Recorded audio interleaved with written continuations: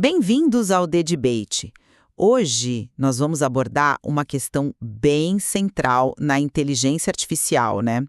Fomos inspiradas pelo artigo IA gerando ou plagiando do professor doutor Júlio César da Silva, que ele publicou na newsletter semanal dele, a Critical Thinking Plus, lá no LinkedIn. Exato. E a questão crucial que o professor Júlio César explora é se esses modelos avançados, sabe, como o GPT-4, se eles realmente criam conteúdo novo ou se estão, em grande parte, memorizando e, bem, replicando dados de treinamento. Isso, claro, nos leva a um debate sobre plágio algorítmico. Sim, eu vou argumentar aqui que fazer essa distinção, sabe, entre uma geração que é autêntica e a mera memorização, isso é fundamental. E que métodos como Pearl, que o professor detalha bem, são ferramentas assim essenciais para a gente garantir a integridade e a legitimidade da IA. Já a minha perspectiva é um pouco diferente. Embora eu concorde que a memorização seja, de fato, um problema real, a eficácia e o verdadeiro alcance de métodos como Pearl me parecem limitados. Eles correm o risco de simplificar demais, sabe? A complexidade que é inerente ao aprendizado desses modelos. Olha, a memorização, como o professor Júlio César aponta muito bem, ela traz riscos éticos e legais sérios. É só a gente pensar em violações de direitos autorais ou de privacidade, algo que leis como a nossa LGPD aqui no Brasil e a GDPR lá na Europa buscam regular, né? Tecnicamente, ela pode inflar métricas de performance e diminuir o valor criativo real. A abordagem PEAL, que é a sigla para Perturbation Analysis for Revealing Language Model Memorization, ela é apresentada como uma solução prática. Basicamente, o PEAL funciona como um auditor externo. Ele introduz pequenas alterações na entrada, no prompt, né? E aí observa se a saída do modelo se mantém estável ou se muda drasticamente. Uma resposta que é muito rígida ou que colapsa com uma mínima perturbação pode indicar memorização. Isso é valioso porque não exige acesso interno ao modelo ou aos dados de treinamento, o que facilita a auditoria, né? Especialmente nesses sistemas proprietários.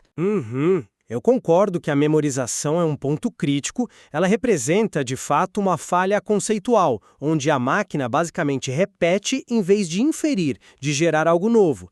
Contudo, o próprio estudo que o professor Júlio César referencia, ele admite limitações bem significativas no Pearl. Primeiro, ele depende de uma calibração muito precisa dos seus limites de detecção. E essa calibração, idealmente, necessita de dados que a gente tenha certeza que não estavam no treinamento original, o que é uma garantia, convenhamos, difícil de obter na prática. Além disso, a eficácia dele é maior em tarefas que envolvem reprodução quase literal, como, por exemplo, gerar código ou completar frases específicas, e bem menor em tarefas mais abertas, como resumir um texto ou manter um diálogo fluido. E, por fim, essa classificação final ser apenas binária, tipo memorizou ou não memorizou, me parece uma simplificação, talvez excessiva. O aprendizado real pode ocorrer num espectro, né? Entre a repetição pura e a geração totalmente nova. Entendo a sua preocupação com as limitações, claro, mas eu penso que a utilidade prática acaba superando esses pontos. A capacidade de realizar auditorias externas, focando na robustez semântica, como o Pearl permite, isso é um passo importante para a responsabilização. A gente não pode buscar a perfeição imediata, né? Mas precisamos de mecanismos que sejam viáveis agora. A minha perspectiva é um pouco diferente nesse ponto. A dificuldade de calibração sem acesso a dados que sejam comprovadamente externos. Isso não é um mero detalhe técnico, sabe? É um obstáculo prático considerável. Isso pode gerar falsos positivos ou negativos, o que acaba minando a confiabilidade do método justamente naqueles cenários de modelos fechados onde ele, teoricamente, seria mais útil. A praticidade não pode justificar uma precisão que é, bem, duvidosa nesses casos. No entanto, a capacidade do PEL de identificar cópias literais como o artigo sugere ao mencionar potenciais exemplos, tipo código de benchmarks como o HumanEval, que é um conjunto de testes comum para programação, ou mesmo trechos de textos amplamente conhecidos, isso já representa um avanço significativo. São essas cópias diretas que carregam os maiores riscos legais de plágio e os riscos éticos de privacidade. Entendo seu ponto, mas você já considerou que essa eficácia em tarefas mais literais acaba deixando uma vasta área cinzenta descoberta? Nos usos mais criativos ou complexos da IA, a distinção entre uma interpolação inteligente de dados e uma memorização mais sutil é muito tênue. Uma avaliação binária como a do PEL pode ser insuficiente para a gente julgar modelos que operam nesse espectro mais ambíguo, que são justamente os mais interessantes e também os mais desafiadores. Não me convenci totalmente por esse argumento, porque as consequências da memorização, mesmo a literal, são graves. Plágio evidente, vazamento inadvertido de dados sensíveis que estavam lá no treinamento, comprometimento da originalidade e até da segurança de software que é construído com base nesses modelos. O PIL, mesmo sendo perfectível, ele funciona como uma ferramenta importante para mitigar esses riscos concretos e promover um desenvolvimento mais responsável, sabe? Alinhado com as preocupações que o professor Júlio César levantou. Eu não discordo da gravidade das consequências, de forma alguma.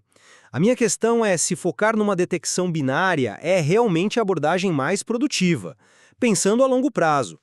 Talvez isso nos distraia da necessidade de compreender o gradiente que existe entre o aprendizado genuíno e a simples repetição.